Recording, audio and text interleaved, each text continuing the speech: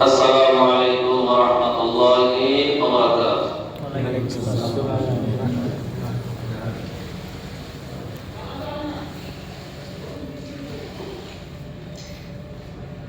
الصلاة والسلام عليك يا رسول الله.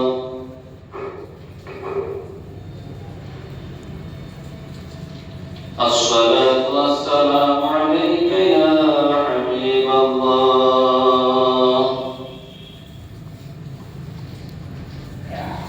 الصلاة والسلام عليك يا شافع المذنبين.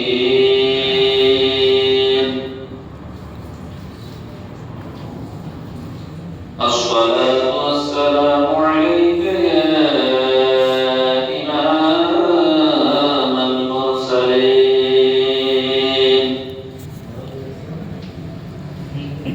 الصلاة والسلام عليك يا خاتم النبيين.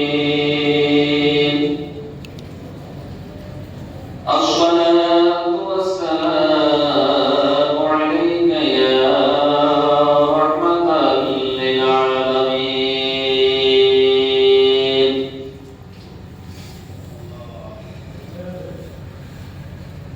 الحمد لله الحمد لله نحمده ونستعينه ونستغفره ونعوذ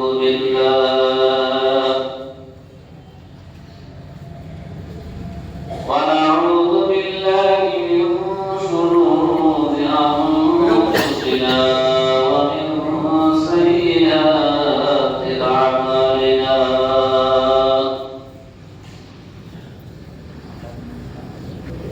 من يهد الله فلا مضل له ومن يضلل فلا هادي له.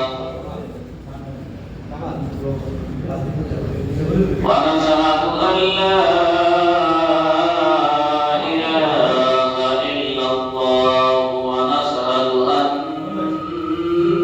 سيدنا وسندنا وحبيبنا وحبيب قلوبنا ومولانا محمد رسول الله صلى الله عليه وعلى آله وأصحابه وسلم. فقد قال الله تعالى في كلامه المجيد وفرقانه الحميد.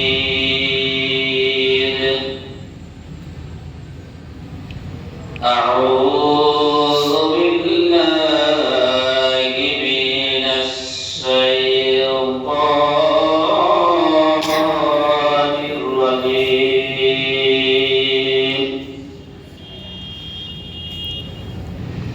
بسم الله الرحمن الرحيم. فيها يفرق كل أمر حكيم.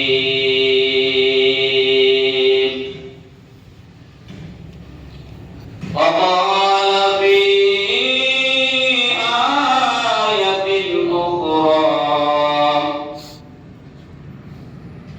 إن الذين يؤذون الله ورسوله لعنهم الله في الدنيا والآخرة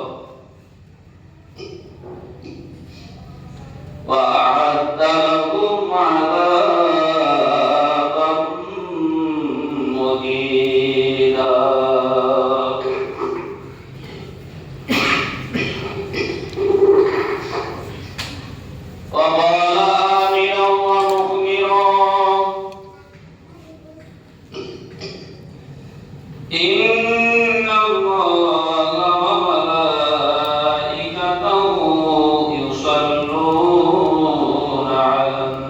النبي يا أيها الذين آمنوا صلوا عليه وسلموا تسليما اللهم صل على سيدنا مولانا محمد وعلى آل سيدنا مولانا محمد اللهم صل على سيدنا مولانا محمد وعلى آل سيدنا مولانا محمد নবীজিকে তালিম করা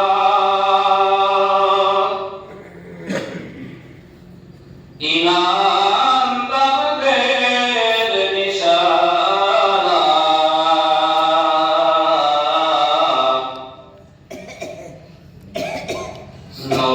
নবীজিকে সম্মান করা মুমিনদের নিশানা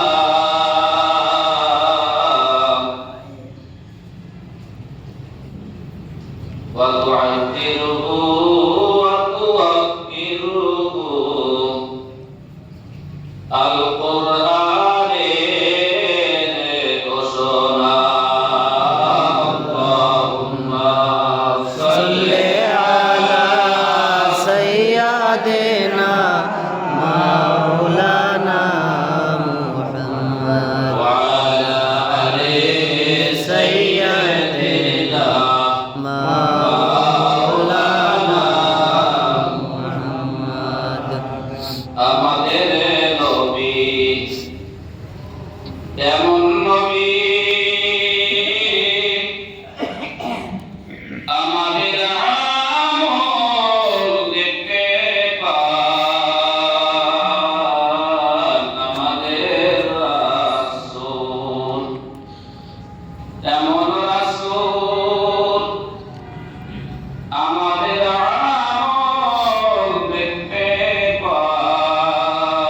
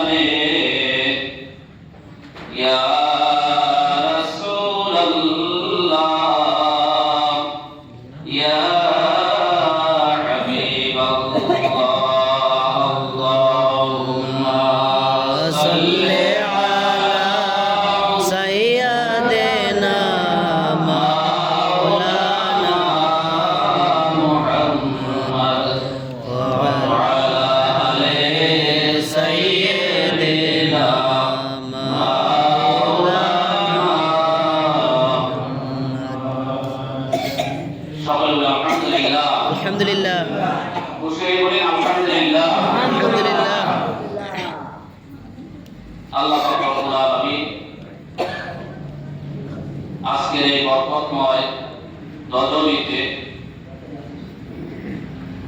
লাইলাতুল মিন নিসফে শাবান, শাবান মাসের 15 তারিখ দিবাগত রজনীতে আল্লাহ রাব্বুল আলামিন আমাদেরকে অতি দয়া করে, মায়া করে, আদর করে সৃষ্টির সেরা দিন হিসাবে ঘোষণা দিয়ে এই রজনীতে ইবাদত বন্দি করার জন্য মসজিদে এসে বসার মতো সুযোগ করে দিলেন। সেই জন্য সেই রব্বে কারীমের দরবারে একবার শুকরিয়া স্বরূপ আলহামদুলিল্লাহ।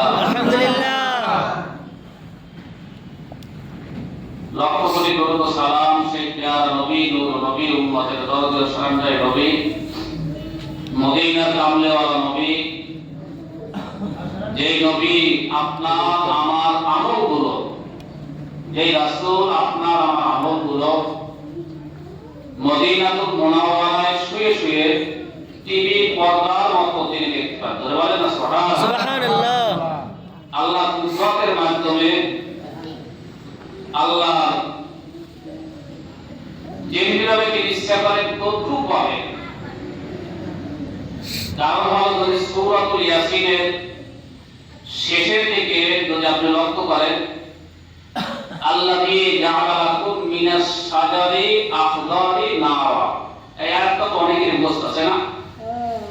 আল্লাযী জাআলা লাকুম মিনাস শাজারি আখদারি নারা, তিনি হলেন ওই সত্তা যিনি ওই যে সবুজ শ্যামল গাছ থেকে, আখদারি নারা সবুজ শ্যামল গাছ থেকে যে রব, যে প্রভু, যে আল্লাহ অগ্নি বের করে। সুবহানাল্লাহ। ভাইজান তুমি তুকিদুন, এরপর কি তোমাদের সন্দেহ থাকতে পারে? কি বলেছেন? আল্লাহ। আল্লাহ কি বলেছেন? আল্লাহ। আল্লাহ নিজেই বলেন যে তোমরা যদি গাছটার দিকে তাকাও, সবুজ গাছে, এটা তো আমরা তাৎপর্য দেখতে পাই, আগুন যখন ধরিয়ে দেয় ওই কাঁচা গাছের মধ্য থেকেও কি অগ্নি বেরিয়ে যায়। সুবহানাল্লাহ। এজন্যই আল্লাহ বলেছেন ফাইদা আওয়াদা শাইআন আইয়াকুলা লাহু কুন ফায়াকুন, আল্লাহ যখন কোন কিছু ইচ্ছা করে, কোন কিছু মনে করে যে আমার এটা করা দরকার, মনের মধ্যে যখন তার একটু উদ্দয় দেয়, সাথে সাথে বলেন আইয়াকুলা লাহু কুন ফায়াকুন, তুমি সাথে সাথে সেটা হয়ে যায়। সুবহানাল্লাহ। এজন্যই যদি আলোচনা শুরুতে আমরা লক্ষ লক্ষ কোটি কোটি আল্লাহর কাছে শুকরিয়া আদায় করব, বিনা আবেদনে, বিনা প্রার্থনায়, বিনা দরখাস্তে যে নবীর উম্মত হওয়ার সৌভাগ্য আপনাকে আমাকে দান করেছেন এবং রাসূলের এত সুন্দর আদর্শটাকে আমাদের মধ্যে ধরে রাখার মতো আল্লাহ তৌফিক দিয়েছেন। এই জন্য সেই আল্লাহর কাছে একবার শুকরিয়া স্বরূপ বলে আলহামদুলিল্লাহ। আলহামদুলিল্লাহ। শুধু তাই নয়, কাসিদার মধ্যে পড়েছি এই আয়াতটা আল্লাহ 11তম পারায় দুইবার বলেছেন। কয়বার? দুইবার। ওয়াসাইয়াল্লাহু আমালাকুম ওয়া রাসূলুহু, আল্লাহ যেভাবে বান্দার আমলগুলো দেখতে পান, তদ্রূপভাবে তার হাবিবও বান্দার আমলগুলো দেখতে পায়। ধরে বলেন না সুবহানাল্লাহ। অর্থাৎ সেখানে বসে কুদরতি যদি হাদিসের প্রতি লক্ষ্য করেন, হাদিসে শরীফের মধ্যে এসেছে যে আল্লাহ রাব্বুল আলামিন এই জগতের মধ্যে এমন একজন ফেরেশতা বা এমন একজন ফেরেশতা নিয়োজিত করেছেন, ওই ফেরেশতারা যখন রাসূলের প্রতি একটু সালাম বা দরুদ যেটাই বলেন পেশ করা হয়, রাসূলের সেই রওজা মুবারকে একজন ফেরেশতা নিয়োজিত করে আল্লাহ রেখেছে, এ তার যত বান্দা হয়েছে বান্দার সমপরিমাণ কাম দিয়ে সে বলে অমুকের পুত্র অমুক আপনাকে সালাম জানিয়েছে। সুবহানাল্লাহ। সেই নবী উম্মত হওয়ার জন্য আবদার করেছিলেন মুসা আলাইহিস সালাতু ওয়াস সালাম। আল্লাহ সাথে সাথে বলে দিয়েছেন যে মুসা তুমি স্মরণ নাই, তুমি কি ভুলে গেছো তুমি একটা কওমের জন্য, জাতির জন্য একজন নবী হিসেবে আমি তোমাকে পাঠিয়েছি। সুবহানাল্লাহ। মুসা আর কোন উম্মত হবে। আল্লাহ বানায় নাই। ঈসা আলাইহিস সালাম আবদার করেছিলেন, আল্লাহ দোয়া কবুল করলেন, আসমানে রেখে দিয়েছেন, আবার দুনিয়াতে রাসূলের উম্মত বানিয়ে আবার পাঠাবে। আশ্চর্যের বিষয় না?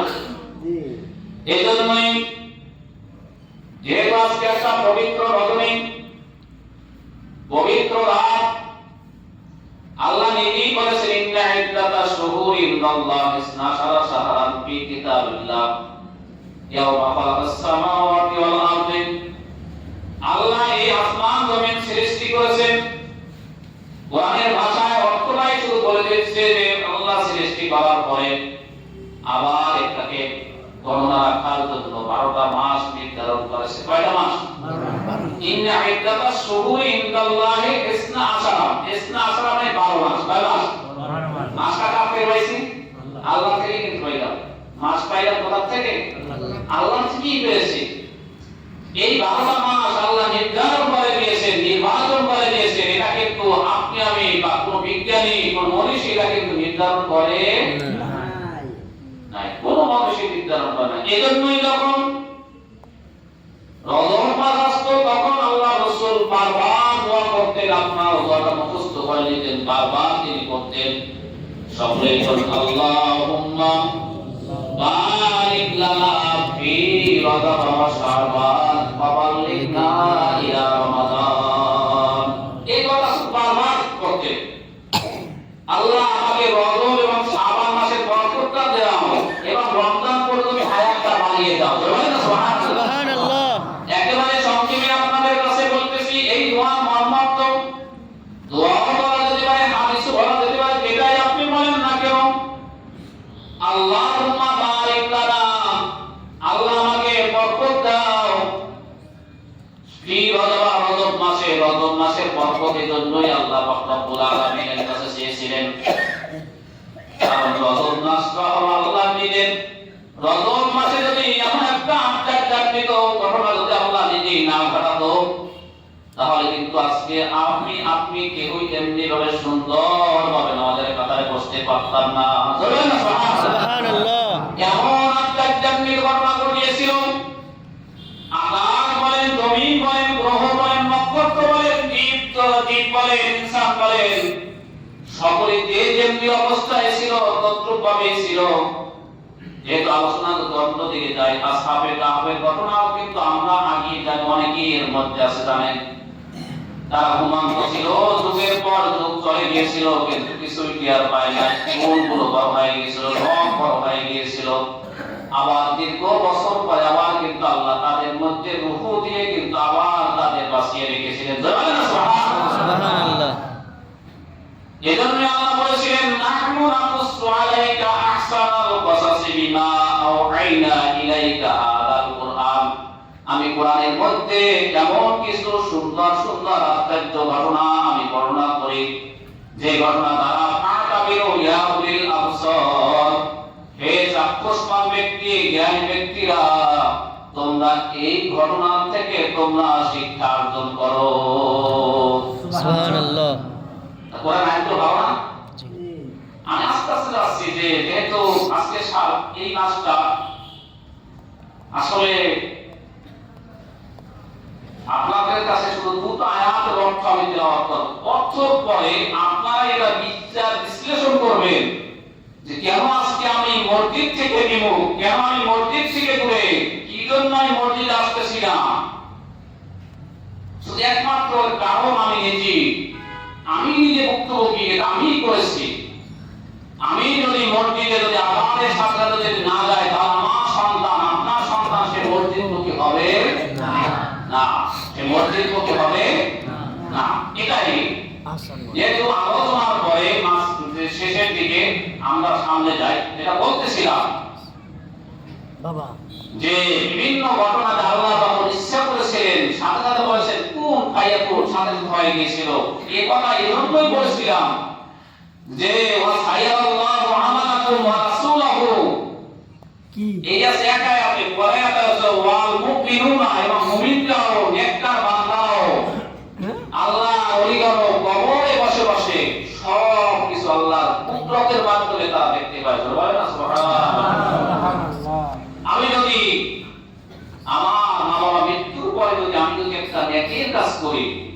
বাসায়, তখন একই কাজটা শ্রদ্ধায় জানিয়েছে। তারা বলে, আমি তার সাথে জেনে আলোচনা করছিলাম যে ভাই কোনো কিছু দরকার নাই, কি করবো এটা আমার দেখার বিষয় নয়। এই হাদিসটা তো স্বতঃসিদ্ধ প্রসিদ্ধ, সবাই জানে। ইদা মাতাল ইনসান ইনকাতা আমালু ইল্লা মিন সালাসা, মানুষ মৃত্যুবরণ করে পরে তিনটা কাজ তার দরজা খোলা থাকে। সুবহানাল্লাহ। তিনটা সাদাকাতুন জারিয়াতুন, সাদকায়ে জারিয়া, মসজিদ করেছেন, মাদ্রাসা করেছেন, ভালো কাজ করেছেন, রাস্তা করেছেন, ঘাট করেছেন, এই যত সাদকায়ে জারিয়ার কাজ করে যাবে। এই মসজিদে 1 টাকা দান করেছে, কিয়ামত পর্যন্ত যতদিন এখানে একজনের সিজদা দিবে, এই সিজদা সে সওয়াবটা কিয়ামত পর্যন্ত তার আমলনামায় লেখা হবে। ধরে বলেন না সুবহানাল্লাহ। যদি বিশ্বাস না হয়, আপনারা যদি সূরাতুল আম্বিয়ার মধ্যে এই আয়াতটা আজকে গিয়ে সকলে মিলিয়ে দেখবেন, সূরাতুল আম্বিয়ায় আল্লাহ পাক রব্বুল আলামিন বলেছেন, ওয়ানাদাউ মাওয়াজিনাল কিসতি লিয়াউমিল কিয়ামাতি, আল্লাহ কিয়ামতের দিন ইনসাফের আদালত সৃষ্টি করবেন, মিজান সৃষ্টি করবে, দাড়িপাল্লা সৃষ্টি করবে, দাড়িপাল্লা বসিয়ে দিবেন। ওয়ানাদাউ, আল্লাহ নিজেই আমি স্থাপন করব মাওয়াজিনাল কিসতি, অর্থাৎ কিস্ত ন্যায় বিচারের আমি একটা পাল্লা আমি সেখানে ঝুলিয়ে দিব। বলেন আল্লাহু আকবার। আল্লাহু আকবার। সূরাতুল আম্বিয়া 47 নম্বর আয়াত। আজকে কি আমার মিলিয়ে দেখবেন, যদি আমার অঙ্কের মধ্যে আয়াত, একটা আয়াতের যদি অর্থ আমি যদি উপলব্ধি করতে পারি, আপনি উপলব্ধি করতে পারেন, হয়তো এই আয়াতের উসিলায় কাল কঠিন কিয়ামতের দিবসে আল্লাহ পাক রব্বুল আলামিন আপনাকে জান্নাত দিতে পারেন। আপনি জান্নাত চান কি চান না? সকলেই তো চাই। নারায়ে তাকবীর। আল্লাহু আকবার। আল্লাহ আমাদের সকলের চাওয়া কামনাকে কবুল করুন। আমিন আমিন। অর্থাৎ যখন দাড়িপাল্লার মানদণ্ড যখন তিনি নির্বাচন করবেন, বসিয়ে দিবেন, আল্লাহ নিজেই বলেছেন, ফালা তুযলামু নাফসুন শাইআন, আমি ওই দিন কোন বান্দার প্রতি আমি জুলুম করব না, অন্যায় করব না, অত্যাচার করব না, আমি বেইনসাফ করব না। ফালা তুযলামু নাফসুন শাইআন ওয়া ইন কানা মিসকালা হাববাতিন মিন খারদালিন, যদি বান্দা কোনো সামান্য পরিমাণ, এক যারা পরিমাণ খারদালিন, যদি সে নেকির কাজ করে বা বদের কাজ করে, একটা যারার ব্যাখ্যায় রয়েছে যে একটা বালুর যদি 70 ভাগের একটা ভাগ করেন তাকেও একটা যারা বলা হয়। ওয়া ইন কানা মিসকালা হাববাতিন মিন খারদাল আতাইনা বিহা, আমি আল্লাহ ওই যে সামান্য পরিমাণ, যারা পরিমাণ যে একটা করেছে বা যে পাপের কাজটা করেছে, আমি সেটাকে এনে ওখানে উপস্থিত করে দিব। সুবহানাল্লাহ। শুধু আল্লাহ এটা বলে শেষ করে নাই, দেখেন সামান্য আমার সামনে কি বলেছেন, নিজেই আমার জানিয়ে দিয়েছেন, বান্দাকে সকলকে জানিয়ে দিয়েছেন মহাগ্রন্থ আল কোরআনের মধ্যে, ওয়াকাফা বিনা হাসিবিন, বান্দা তুমি যতই মাতব্বরি করো না কেন, যতই বাহাদুরি করো না কেন, তোমার হিসাব গ্রহণের জন্য কিন্তু আমি আল্লাহই যথেষ্ট। বলেন আল্লাহু আকবার। আল্লাহু আকবার। আর ভাইসে যে মসজিদে এসে বসে আছেন, যে সময়টা দিতেছে, এই সময়টার জন্য আপনি কিন্তু আপনার আমলনামায় শুধু নেয়াই লিখতেছে। বলেন আলহামদুলিল্লাহ। আলহামদুলিল্লাহ।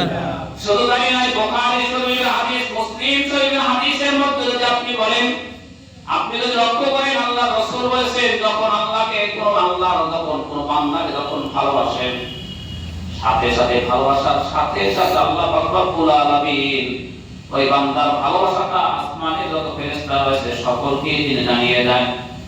আল্লাহ অমুক ব্যক্তিকে, বান্দাকে, অমুক বান্দাকে ভালোবেসেছেন, তখন ফেরেশতারা একে একে অন্যের কানের মধ্যে গিয়ে ওই প্রবেশ করে ওই সংবাদটা দিয়ে দেয়, আল্লাহ তাকে ভালোবাসতেছে, তার কুদরতের মাধ্যমে জানানো হয়। সাথে সাথে বান্দারা ওই ব্যক্তিকে কিন্তু ভালোবাসা শুরু করে। বলেন না আল্লাহু আকবার। অর্থাৎ আল্লাহ ভালোবাসে, এটা বললে দেখো একজন ফেরেশতা কানে বলছেন, আমি অমুক বান্দাকে ভালোবাসি, হাদিস শরীফ। তখন সে বলেছে সেও তারা সবাই আমার ভালোবাসা শুরু করে দেয়। আর যখন কোন বান্দাকে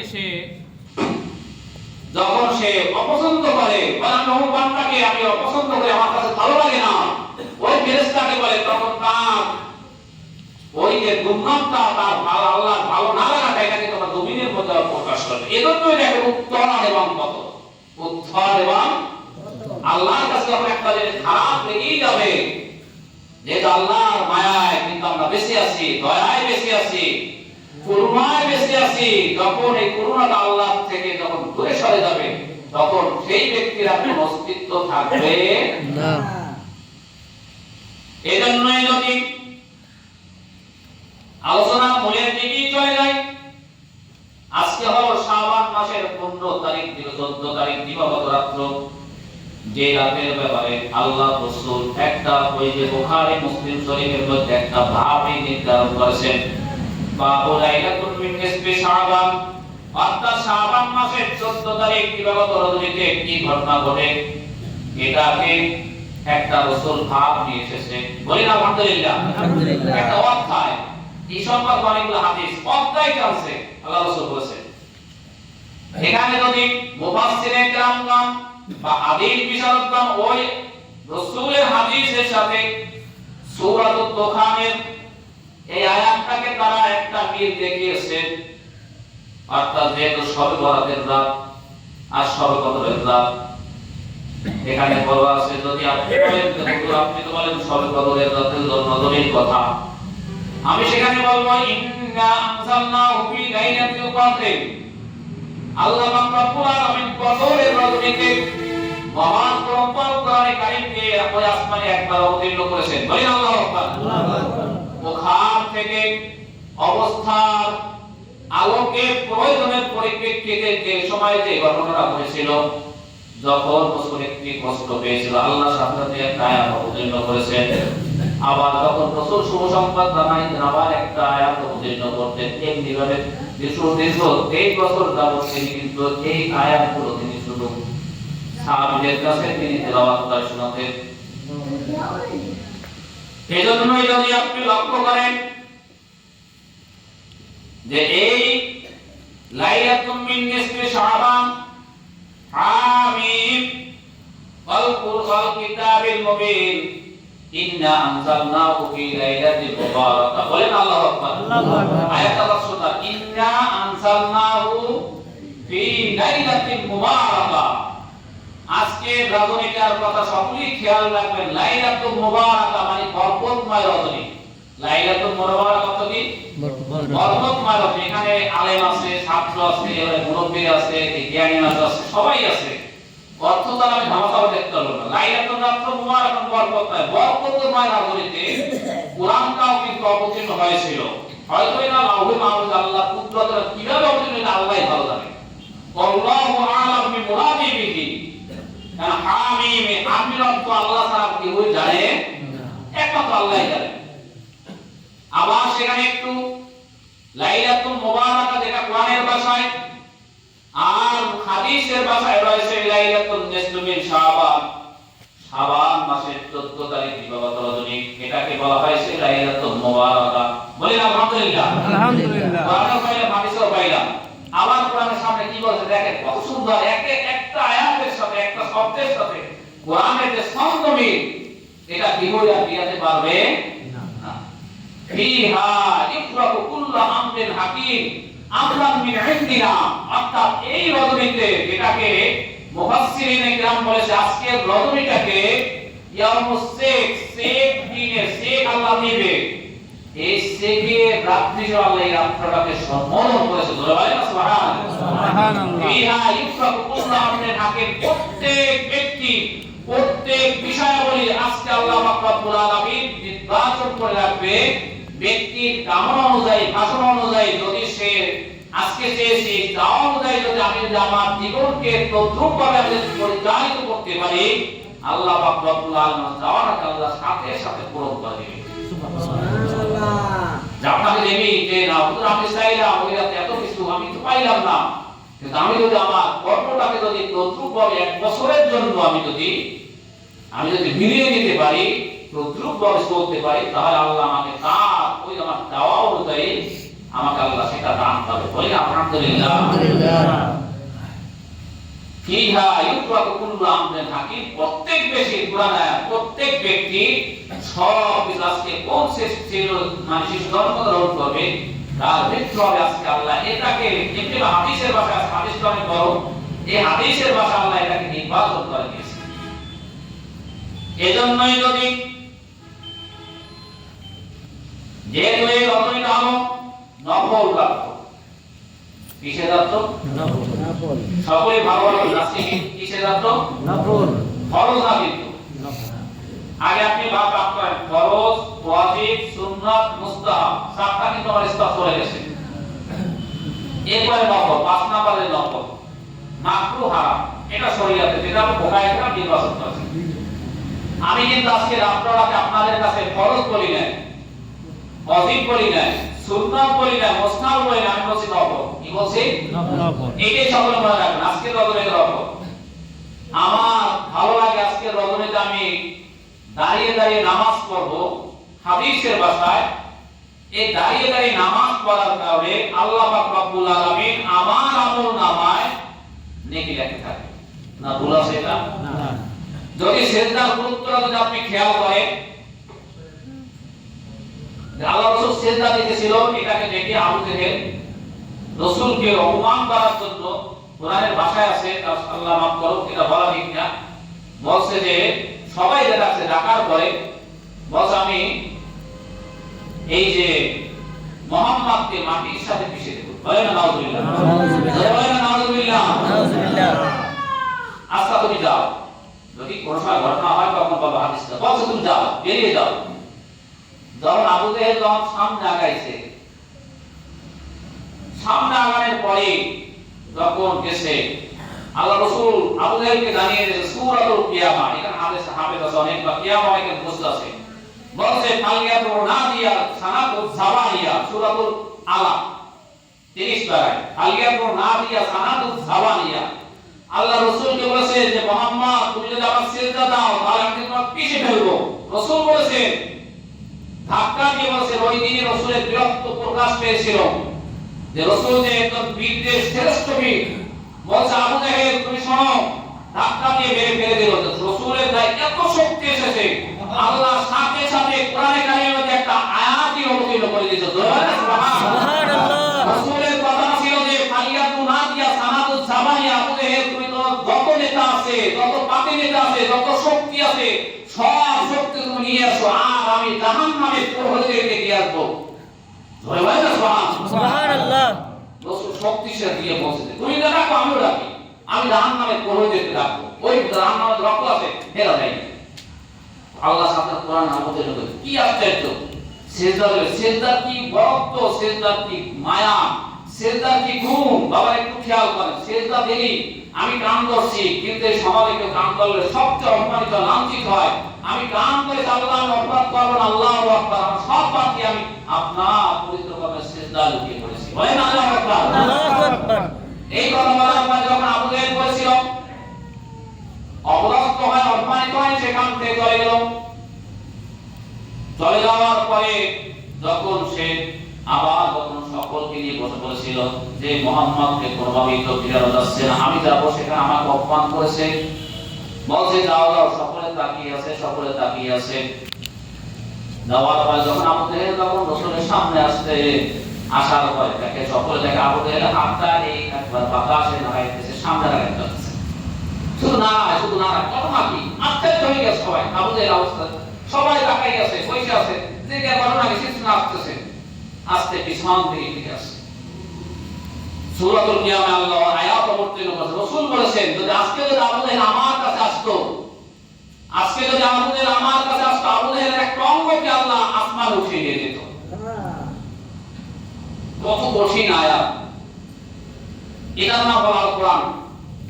যে আল কোরআনে সব কিছু আপনার আমার জীবন চলার সব কিছু বর্ণনা করে দিয়েছে। এজন্য আমি বলছি, যেটা বলতেছিলাম আজকের হাদিসের ভাষায় লাইলাতুন নিসফু মিন শাবান, আর হইল কোরআনের ভাষায় হলো লাইলাতুল মুবারাকা, বরকতময় রজনী। এই রজনীতে যদি আপনি ইবাদত বন্দেগী করেন তাহলে আপনার কি লাভ, কি উপকার। আমি আগেই বলেছিলাম যেটা নফল রাত, একটা হাদিসে কুদসির মধ্যে যেটা হাদিস শরীফে স্থান পেয়েছে, যেটা আল্লাহ নিজেই বলেছেন, আল্লাহর মুখের ভাষায়, আল্লাহর কুদরতি মুখের ভাষায়, যেটা হাদিসে قال الله تعالى মান আদালি ওয়ালিয়ান ফাকাদ আযানতু বিল হক, অর্থাৎ যে ব্যক্তি আমার বন্ধুর সাথে শত্রুতা করে, তাদের সাথে বন্ধুর সাথে। বন্ধু আপনারা সবাই হতে পারেন আল্লাহ বন্ধু। এখানে যারা আছে আমরা সকলেই কিন্তু আল্লাহ বন্ধু হতে পারবো। এখন আমি যে হুজুর, আমি নামাজ পড়ে আমি যে আল্লাহর বন্ধু আর আপনি যে আল্লাহর বন্ধু না, এটা কিন্তু ভাবা যাবে না। আল্লাহর ভাষায় ভাবা যায় না, তাই কিন্তু আমি অপরাধী হয়ে গেলাম। মানাদানি ওয়ালিয়ান ফাকাদ আযামতু বিল হারবি, যেই ব্যক্তি আমার বন্ধুর সাথে শত্রুতা পোষণ করবে, আল্লাহ বলেন আমি ওই ব্যক্তির সাথে আমি যুদ্ধ ঘোষণা করে দেই। আল্লাহ নিজেই বলেন যুদ্ধ ঘোষণা করে দেয়। বলে আল্লাহ পাক রব্বুল আলামিন বলেন আমার খাতায় যখন নাম লেখায় আমার কাছে ভালো জিনিস হলো যে বান্দা আমার ফরজ নির্ধারিত ইবাদত বন্দেগী করবে, 5 ওয়াক্ত নামাজ রয়েছে নামাজ পড়বে, রোজা আসতেছে রোজা রাখবে, পর্দা করবে, হালাল খাবে, সত্য কথা বলবে, এগুলা সব কিছু আপনার আমার ফরজ ইবাদত। আল্লাহ নিজেই বলেন এই ফরজ ইবাদত করার পরে যখন বান্দা যখন নফল ইবাদত করে, নফল ইবাদত করতে করতে করতে করতে এমন ভাবে আল্লাহর প্রিয় হয়ে যায়, এমন ভাবে বান্দা আল্লাহর প্রিয় হয়ে যায়, আল্লাহ নিজেই বলেন যে তখন আমার প্রিয় হতে হতে এমন ভাবে নফলের দ্বারা প্রিয় হয়ে যায়। আল্লাহ কোরআনে কারিমের মধ্যে বলেছেন ফাতাহাজ্জাত বিহি নাফিলাতাল্লাহ, তুমি যদি তাহাজ্জুদের নামাজ আদায় করো, ফাতাহাজ্জাত বিহি নাফিলাতাল্লাহ, আয়াত অনেকেই মুখস্থ আছে, তুমি যদি তাহাজ্জুদের নামাজ নফল নামাজ আদায় করো, আসা আইয়া বাসাকা রব্বুকা মাকামান মাহমুদা, আশা করা যায় তুমি কিয়ামতের দিন আল্লাহর একেবারে সন্নিকটে গিয়ে তুমি একবার মাকামে মাহমুদে পৌঁছে যাবে। বলেন আল্লাহু আকবার। আয়াতটি বাবা খেয়াল করবে, কোরআন কি সুন্দর বলে দিয়েছে। তুমি নফল নামাজ করো, ফরজ তো আছে, নাম বান্দা হয়ে গেলাম, আল্লাহর খাতায় নাম লিখে যাবে তো বান্দা, এরপর যদি নফল নামাজ পড়া হয়, আল্লাহ রাসূল ঘুমিয়ে আছে, বলছে ইয়া আইয়ুল মুজাম্মিল, কেন আপনি চাদর দিয়ে শুয়ে আছেন, কুমিল লাইলি ইল্লা কলিল, আপনি নামাজ রাখতে দাঁড়ান, দাঁড়িয়ে রাখতে নামাজ পড়েন, ইসতাহু আও ইসমিহু কলিল, আপনি রাতে অর্ধেক পারেন বা সাইবার এক ভাগ পারেন, দাঁড়িয়ে দাঁড়িয়ে সেই দিয়ে নামাজ পড়েন। জবান সুবহানাল্লাহ, এই নফল ইবাদতের কথা বলা হয়েছে। যদি এই নফল ইবাদত করি আজকে রাতে দাও যেহেতু নফল, তখন আল্লাহ নিজেই বলেছেন আমি ওই বান্দা, আমি হাত হয়ে যায় যে হাত দ্বারা সে ধরে, আমি ওই বান্দার পা হয়ে যায় যে পা দ্বারা সে হাঁটে, আমি এই বান্দার চোখ হয়ে যায় যে চোখ দ্বারা সে দেখে, হয়ে যায় সালামি, যখন বান্দা আমার কাছে যখন কিছু যায় আমি বান্দার অনুযায়ী সাথে সাথে আমি সেটাকে দিয়ে যাই। সুবহানাল্লাহ, এটা নফলের কথা বলা হয়েছে, এটা ফরজের কথা না। ফরজের দ্বারা আমি আল্লাহর বান্দা প্রিয় ভক্ত হয়ে গেলাম, এরপর কিন্তু আমরা সামনে আগাচ্ছি। এমনি শুধু তাই নয়, যদি তাবি উবাইদুল্লাহ ইবনে আব্দুল্লাহ, আব্দুল্লাহর পুত্র উবাইদুল্লাহ, অর্থাৎ আব্দুল্লাহ ছিলেন একজন সাহাবী, তিনি একজন সাহাবীর কাছে কি হযরত আয়েশা রাদিয়াল্লাহু তাআলা আনহার কাছে তিনি শুনেছেন, জিজ্ঞেস করলেন আমাকে রাসূলের একটা হাদিস শোনাও। বললেন তোমাকে রাসূলের কোন হাদিসটা শোনাবো? বলছে রাসূল যে দুনিয়া থেকে চলে গিয়েছিল, চলে যাওয়ার পূর্বে আমাকে একটা ঘটনা বলেন। আয়েশা বলেন ওই যে আব্দুল্লাহর কাছে বলেছেন আল্লাহ রাসূল যখন সেই দিকে যখন তিনি অসুস্থ হয়ে পড়লেন, বলার পর যখন তিনি মসজিদে যাবেন, সকলে সাহাবীরা একেবারে সবাই অবমান উঠে গেল। উঠে যাওয়ার পরে রাসূল একটা বললেন আমাকে ওযুর পানি দাও, ওযু করব। রাসূল ওযু করলেন, আবার অসুস্থ হয়ে পড়লেন। এমনিভাবে প্রথম দিন গেল, আবার দ্বিতীয় দিন আসলো। অনেক বড় হাদিস থেকে একেবারে সংক্ষেপে আপনাদের কাছে বলতে নফল নামাজের কি উপকারিতা। তৃতীয় দিন গেল, চতুর্থ দিন গেল, পাক্কা রাসূল ওযু করে আবার অসুস্থ হয়ে পড়ে যায়। আবু বকরকে বললেন যাও তুমি আবু বকরকে নামাজ আদায় করতে বলো। আবু বকর বললেন, পাশে ওমর ছিল, ওমর বলকে বললেন যে ভাই আপনি নামাজ আদায় করেন।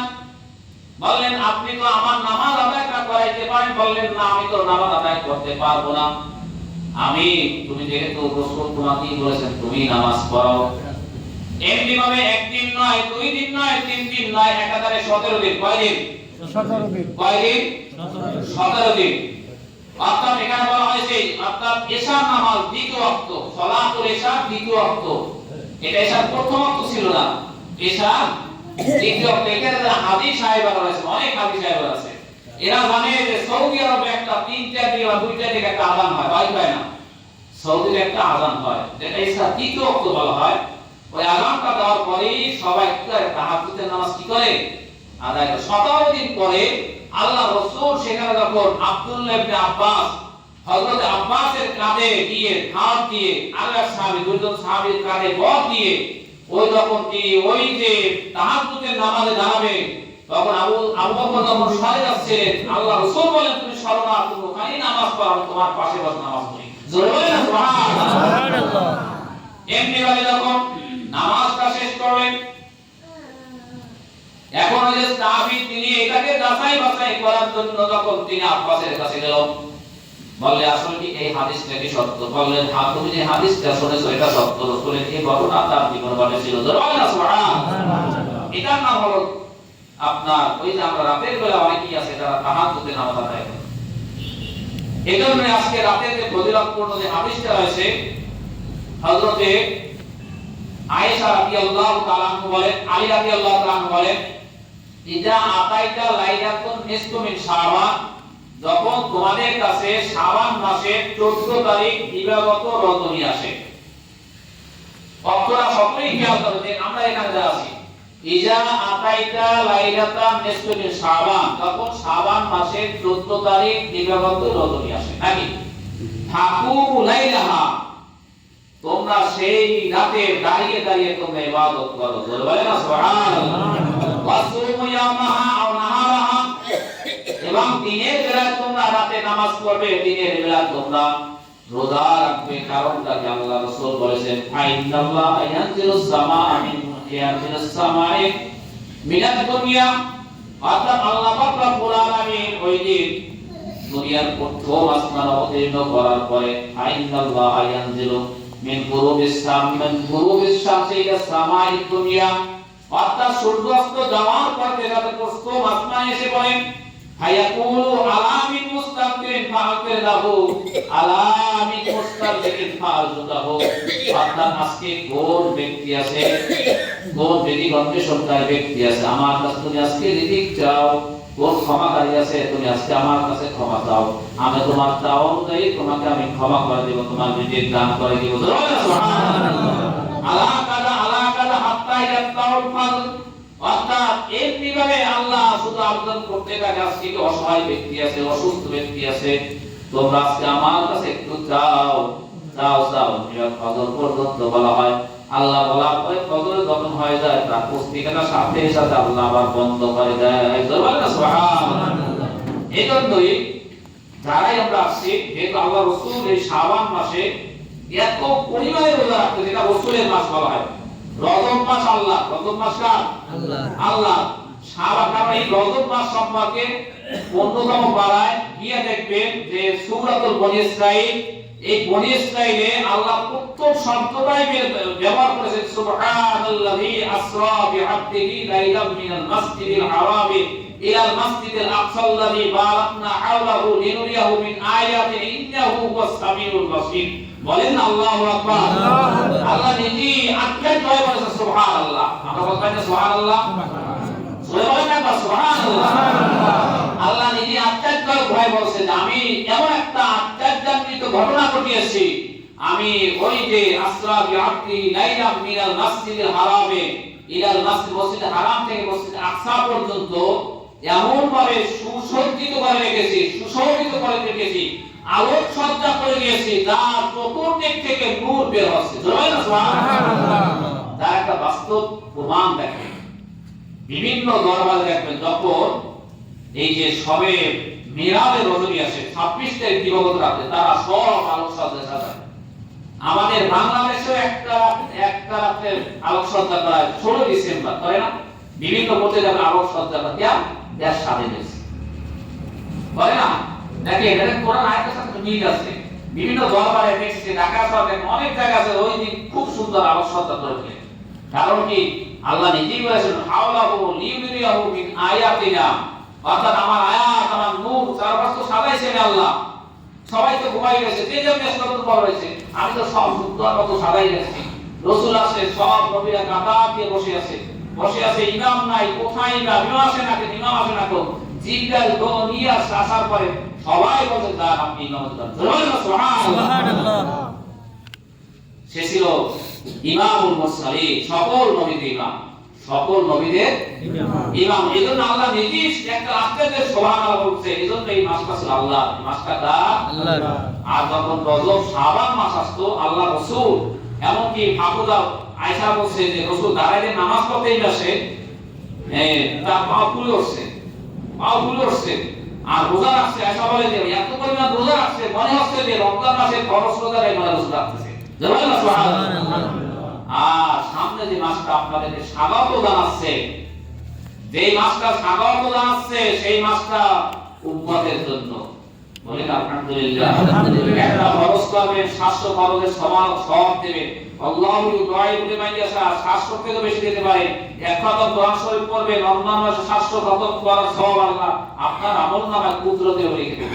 সুবহানাল্লাহ। একটা ফরজ, একটা নফল করলে একটা ফরজের সমান, নাকি? এত অনেকেরই জানা আছে না নাই?